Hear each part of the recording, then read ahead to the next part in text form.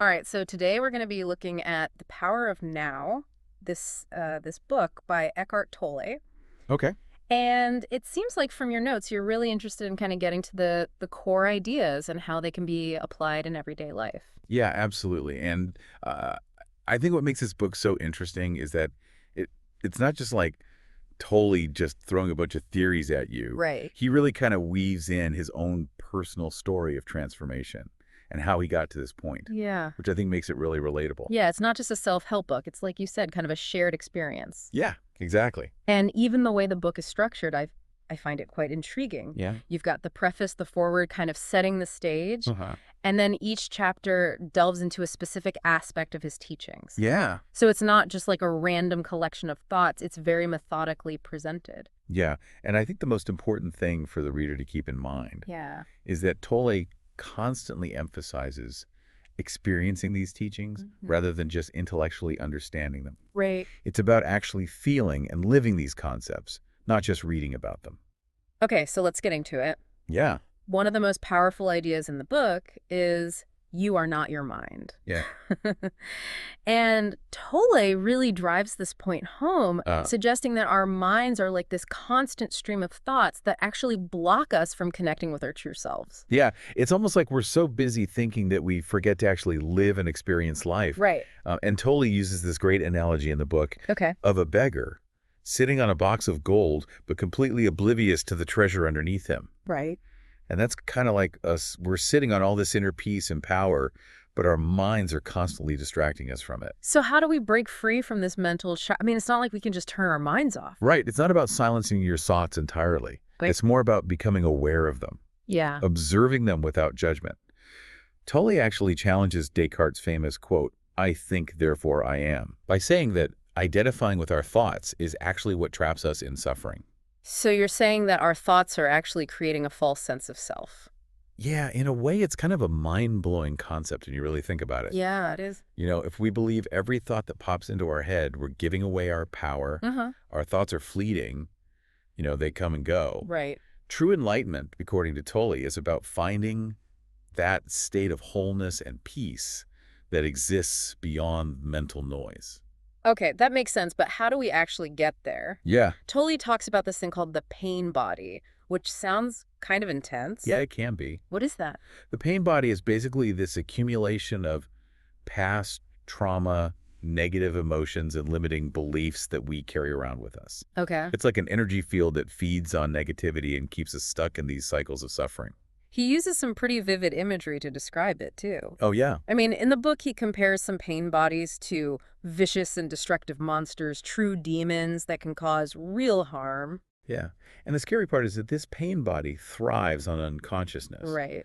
The less aware we are of it, the more power it has over us. Oh, wow. It's like this shadow lurking in the background, influencing our thoughts, emotions, and even our physical well-being. So becoming aware of the pain body is the first step to overcoming it. Exactly. By bringing it into the light of our consciousness, we begin to disempower it. Okay.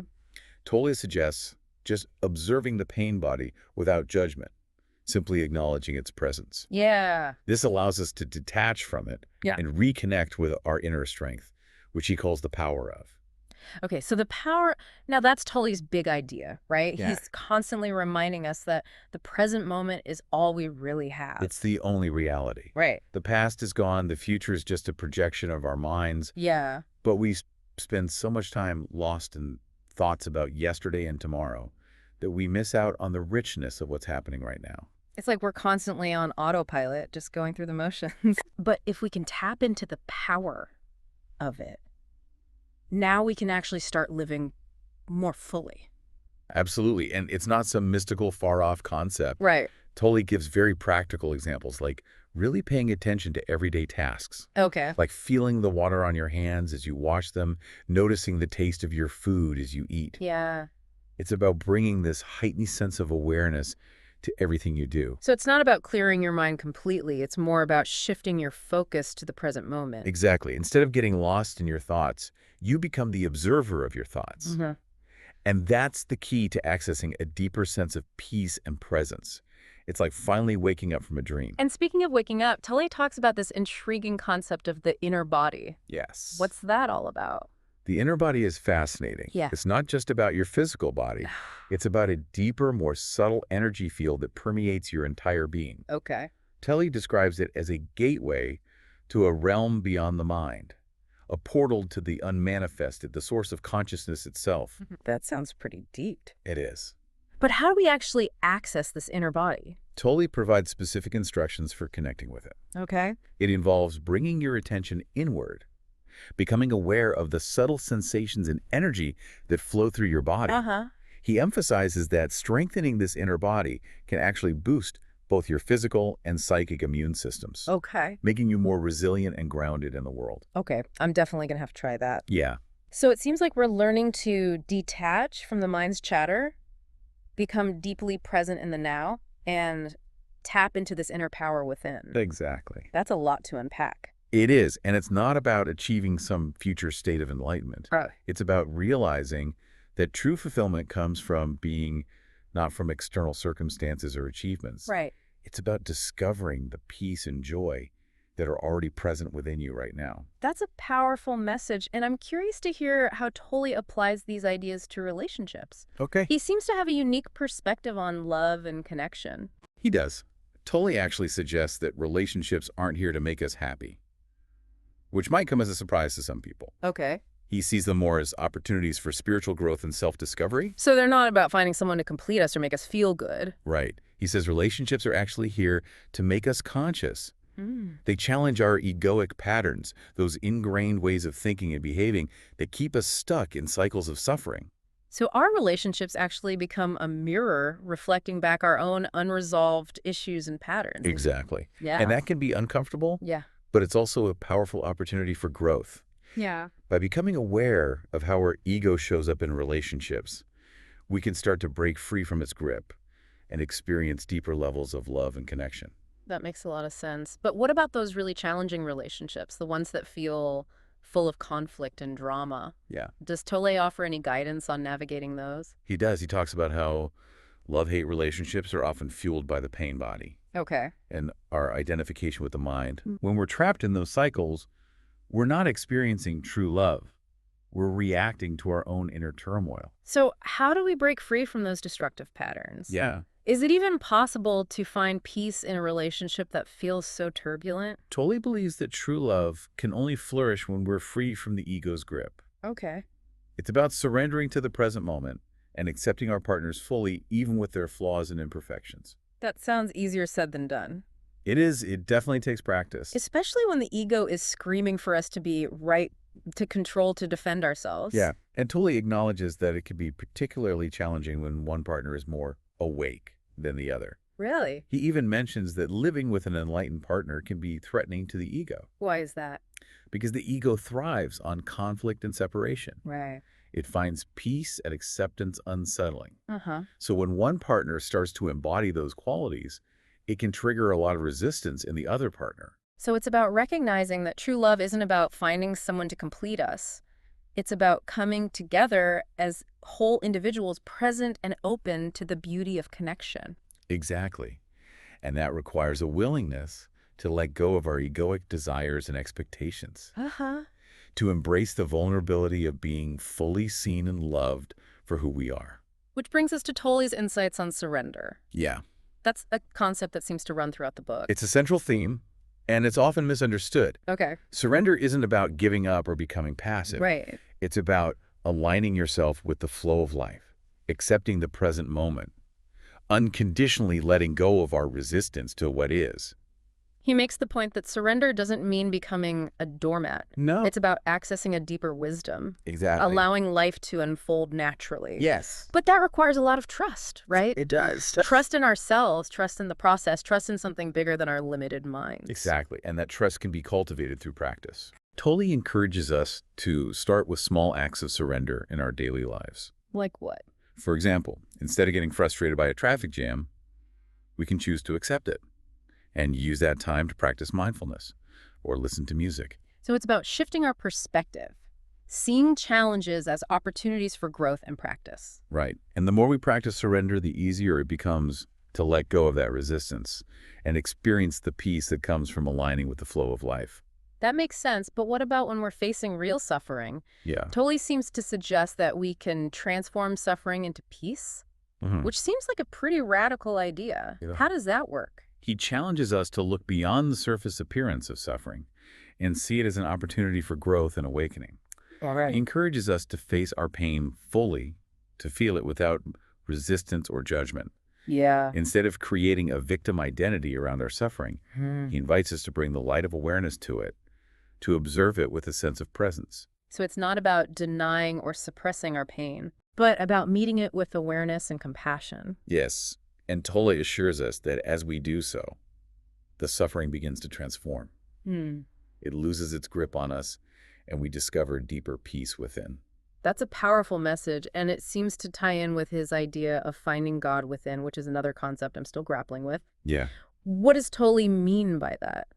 It might sound mystical, but Tolle approaches it in a very grounded way. Okay. He emphasizes that finding God isn't about searching for some external entity. Right. It's about recognizing the divine presence that already exists within us. Okay. He even suggests that it's more accurate to say that we're not conscious of God rather than that we need to find God. Because the truth of who we are is already present. Yes. It's just obscured by our thoughts and beliefs. Exactly. It's about waking up to the reality of our own being, to the interconnectedness of all things, Yeah. and to the love and peace that are our true nature. Which brings us to one of Tolle's most profound statements. Nothing could be more awe-inspiring and majestic than the inconceivable vastness and stillness of space, and yet, what is it? Emptiness. Vast emptiness. That same vastness and stillness are also within you. What can you discover by exploring the inner space of no mind? Wow. That's quite a thought to ponder. It is. It's an invitation to explore the depths of our own being, to discover the peace and stillness that lie beyond the reach of the mind, Yeah. to realize that we are not separate from the vastness and wonder of the universe. So what does all of this mean for you in your daily life? Hmm. How can you apply these teachings to create more peace, joy, and fulfillment? That's the real question, isn't it? It is. It's not enough to simply understand these concepts intellectually. Right. The real transformation happens when we start to embody them, to live from a place of presence, awareness, and surrender. Uh-huh. And that's an ongoing journey, a process of continuous awakening. It's not about reaching some final destination, but Mhm. about embracing the journey itself. Exactly. And it's a journey that's well worth taking. Yeah. Because, as Tolle reminds us, the power to transform our lives lies within us in this very moment. In the power of now. Yes. We'll be back after a short break to explore more of Tolle's insights on time, spiritual practice, and the transformative power of relationships. Sound good. Okay, so we've been unpacking some pretty profound concepts from the power of now. Yeah. This idea that we're not our minds, the Yeah. power of the present moment, the Yeah. potential for transformation through awareness. Yeah. But there's one thing that keeps coming up in your notes that I'm really curious to explore further. Yeah. Tolle's perspective on time. Yes, the illusion of time. Right. It's a concept that can really make you question everything you thought you knew about reality. It definitely has for me. I mean, time feels so real, so constant. Right. How can it be an illusion? Well, Tolle argues that the only true reality is the present moment. Okay.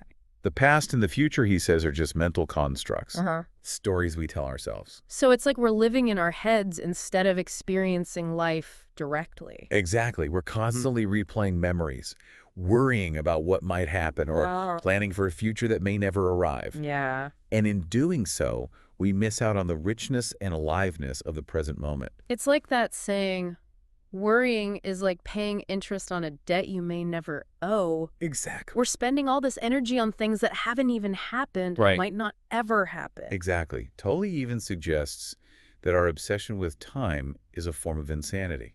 Oh, wow. Think about it. We're constantly projecting ourselves into these imaginary scenarios, Yeah. either dwelling on the past or fantasizes about the future. Mm-hmm. And in the process, we lose touch with the only moment we truly have. Okay, that makes sense. But how do we actually break free from this time trap? It seems like our minds are wired to constantly pull us back into the past or the future. It takes practice, but it's definitely possible. Okay. Tolle offers a number of techniques for becoming more present. Like what? One of the simplest is focusing on your breath. Yeah. When you find yourself getting lost in thoughts, just take a few deep, conscious breaths And notice the sensations of your breath entering and leaving your body. So it's about anchoring ourselves in the present moment Yeah. through our physical sensations. Exactly. You can also practice paying attention to your senses, Okay. really noticing the sights, sounds, smells, tastes, and textures of your surroundings, Right. or simply observe your thoughts without judgment, as we talked about earlier. I can see how those practices could help create a sense of grounding. They do. And the more you practice, the easier it becomes to access that state of presence. Yeah. And when you're present, you're no longer trapped in the illusion of time. Right. You're free to experience life as it unfolds moment by moment. That's a beautiful way to put it. Now, I'm curious to hear more about Tully's ideas on spiritual practice. Oh. What kind of practical advice does he offer for deepening our connection with being? He emphasizes that spiritual practice isn't about retreating from the world or spending hours meditating in a cave. Right. It's about integrating these principles into our daily lives. So it's not about escaping reality, Huh? but about engaging with it in a more conscious and intentional way. Exactly. Yeah. He talks about the importance of being present, as we've discussed, Mm-hmm. but he also emphasizes the practice of inhabiting the body. What does he mean by inhabiting the body? It's about becoming fully aware of your physical form, Okay. feeling the life force energy that flows through you, and connecting with the sensations and wisdom of your body. You mentioned earlier that Tolle believes strengthening the inner body can boost our immune systems. Hmm. How does that work? It's a fascinating concept. Mm. He suggests that by cultivating awareness of our inner body, that subtle energy field that permeates our being, Right. we can actually increase our physical and emotional resilience. Wow. It's like we're tapping into a source of vitality and strength that's always available to us, but often overlooked. That makes me think of the saying, your body is your temple. Yes, We often treat our bodies like machines, but there's so much more than that. they are. And Tolle encourages us to treat our bodies with reverence and respect, Right. to listen to their wisdom, and to cultivate a deep sense of presence within them. Now, I'm also really interested in what Tolle has to say about love and relationships. Okay. I know we touched on this briefly before, Uh-huh. but I'd love to delve a little deeper. Of course, as we discussed, Tolle's perspective on relationships is quite unique. Yeah. He believes that relationships are not here to make us happy, but to make us conscious. Okay, I'm still trying to wrap my head around that. Yeah. How do relationships make us conscious? By challenging our egoic patterns, our unconscious ways of thinking and behaving that create suffering for ourselves and others. Okay. When we're in a relationship, these patterns become magnified, Right. and we're forced to confront them. So our relationships become a kind of spiritual crucible, a place where we can work through our deepest issues. Yes, and it's not always easy. Right. In fact, Yeah. they can be quite painful at times. Yeah. But Tolle argues that this pain is necessary for our growth. Mm. It's through these challenges that we can awaken to our true nature Mm-hmm. and experience deeper levels of love and connection. That makes me think of the saying, love is a battlefield. Exactly. It's not always romantic and easy, Right. but it can be a powerful catalyst for transformation. Exactly. Yeah. And one of the key elements in navigating these challenges Yeah. is understanding the role of the pain body in relationships. Ah, yes. The pain body. Right. It's almost like a third party in the relationship, isn't it? It is. This unseen force that can wreak havoc if we're not aware of it. Precisely. The pain body, as we've discussed, is that accumulation of past trauma and negative energy Right. that we carry around with us. Yeah. And in relationships, it can manifest as jealousy, possessiveness, anger, resentment, neediness. Wow. All those negative emotions that can poison a connection. And it can be triggered by the smallest things, right? A tone of voice, a look, a forgotten anniversary. Exactly. Because the pain body is always looking for something to feed on. Right. It's like a hungry ghost searching for more pain to justify its existence. Wow. And when it's triggered, it can take over our behavior, causing us to say and do things that we later regret. So how do we deal with the pain body in relationships? Is it possible to prevent it from hijacking our interactions? The first step is to become aware of it, Okay. to recognize when it's been triggered and to observe it without judgment. Instead of identifying with it and letting it take over, Right. we can choose to detach from it and watch it as a separate entity. So it's about recognizing that the pain body isn't who we are. Exactly. It's just a temporary state that will pass. Exactly. And as we do, so it begins to lose its power. Okay. It's like shining a light on the darkness. Yeah. The darkness can't survive in the light. Love that analogy. It's so simple, yet so powerful.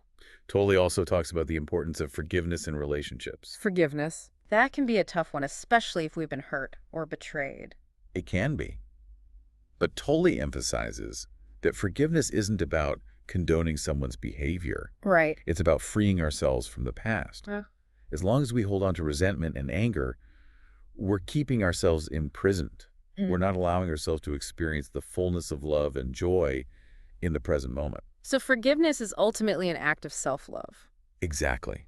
It's Yeah. about releasing the pain and negativity that are holding us back Yeah. and opening ourselves to the possibility of healing and transformation. And that's true not only for romantic relationships, No. but for all relationships with Right. family, friends, colleagues, even strangers. Yeah. Because every interaction is an opportunity to practice presence, forgiveness, and love. Exactly. And as we do, so we're not only transforming our own lives, Uh-huh. but also contributing to the creation of a more peaceful and loving world. Now, I know you're particularly interested in Tolle's perspective on finding God within, Yes. which we touched on briefly earlier. Yes. It's a concept that often intrigues people. Right. It might seem like a vast and mysterious idea, Yeah. but Tolle approaches it in a very grounded way. Okay. As we discussed, he emphasizes that finding God isn't about searching for some external entity. Right. It's about recognizing the divine presence that already exists within us. So it's not about seeking something outside of ourselves, No, but about turning our attention inward. precisely.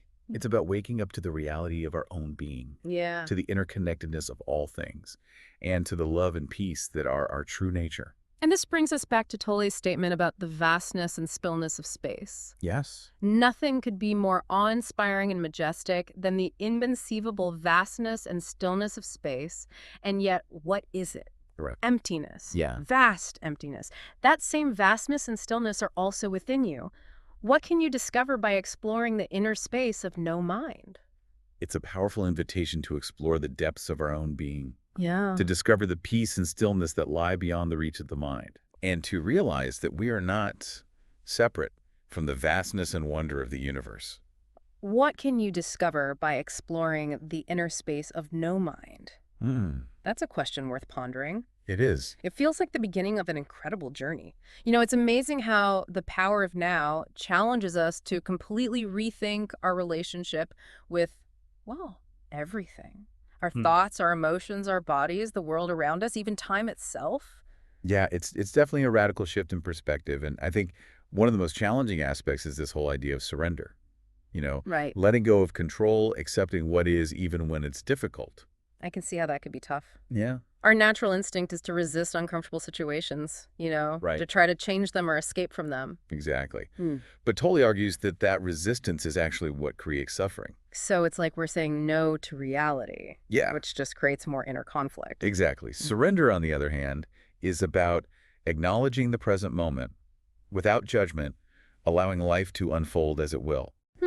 It's not about becoming passive or giving up on our goals, though, right? Right. It's more about aligning ourselves with the flow of life, trusting that there's a deeper intelligence at work, even when things don't go according to our plan. It sounds like a real practice in faith. It is. And Tolle offers some really practical advice on how to cultivate surrender in everyday life. Okay, I'm all ears because I think that's where I struggle the most putting these concepts into practice. Yeah, he suggests starting with small things like accepting the weather, even when it's not what you'd prefer, or a traffic jam or a minor inconvenience. Okay. Those little annoyances that can easily trigger our resistance. Oh, I know those all too well. It's so easy to get caught up in frustration and negativity. Yeah, and the key is to notice that resistance when it arises, to observe your thoughts and emotions without getting swept away by them, and then gently bring your attention back to the present moment. So it's about becoming aware of our habitual patterns of resistance and consciously choosing to let go. Exactly, and that can be incredibly liberating. Because when we surrender to what is neighbor, we're no longer fighting against reality. Right. We're in a state of flow. And that's where peace and joy reside.